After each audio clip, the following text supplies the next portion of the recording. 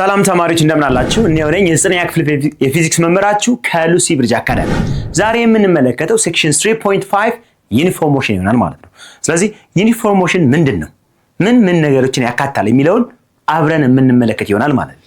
ስለዚህ እንደ ሁል ጊዜው ዌብሳይታችንን lucybridgeacademy.com በመግባት ሾርት ኖቶች፣ የጥያቄ ባንኮች እንዲሁም ከ5 በላይ ቋንቋ መረዳት የሚችል የኤአይ አሲስታንስ ፕላትፎርም ማግኘት ትችላላችሁ።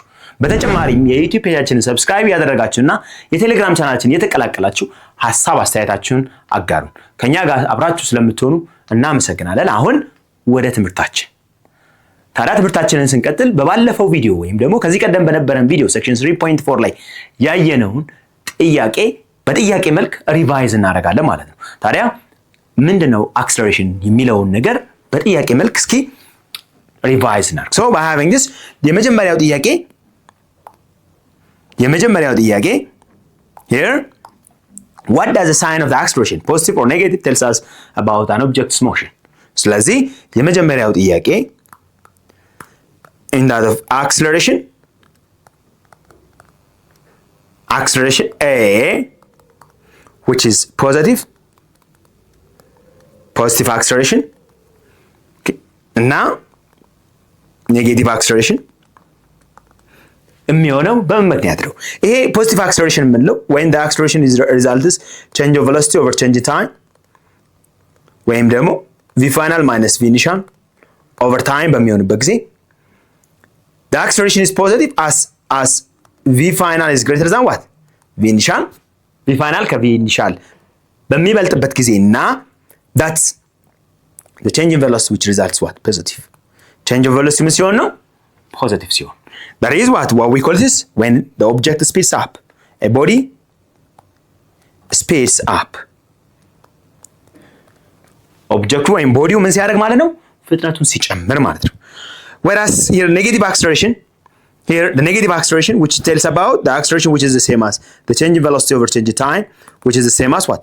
V final minus V initial over time as V final is less than what? V initial. In this case, the change of velocity, which is negative. Change of velocity ምንድነው ማለት ነው? ኔጌቲቭ ነው ማለት ነው። Change of velocity ኔጌቲቭ ነው ማለት ቦዲው ምን እያደረገ ነው ማለት? Then the body slows down.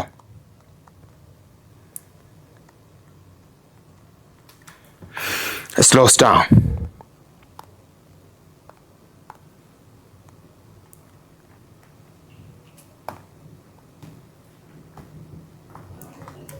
The body slows down. Okay?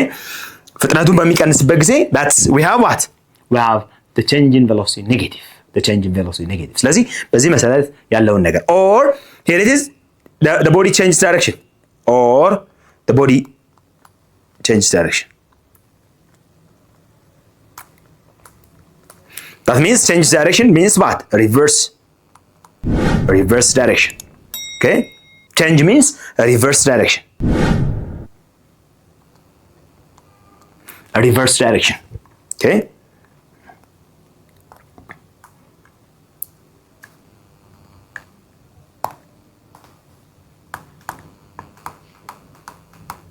A reverse direction. So by having this, you can consider that how a body were moving. Now let's see the second question.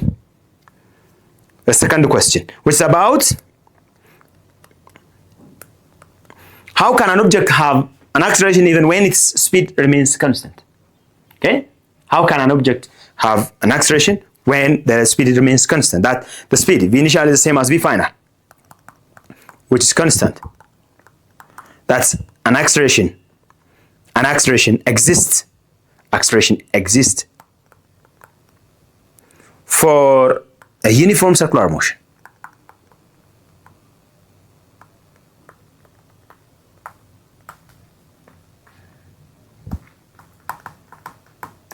For a uniform circular motion, for that of a given motion in a circle.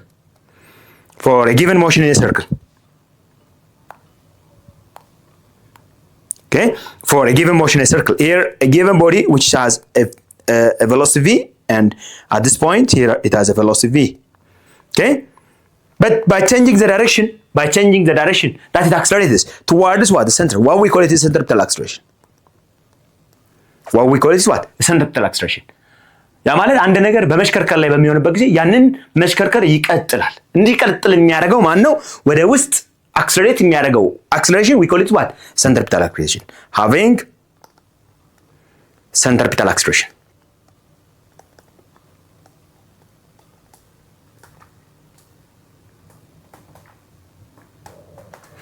having centripetal acceleration ወደ center accelerate የሚያደርግበት ሂደት we call it is what we call it is an acceleration for out of a uniform circular motion ለማን ነው የሚሆነው uniform circular motion እንለዋለን ማለት ነው በዚህ ተነሳ አንድ ኦብጀክት ፍጥነቱ ኮንስታንት ሆኖ ምን ማድረግ ይችላል accelerate መሆን ይችላል ይሄ ታዲያ ለምሳሌ ያክል የመኪና ጎማ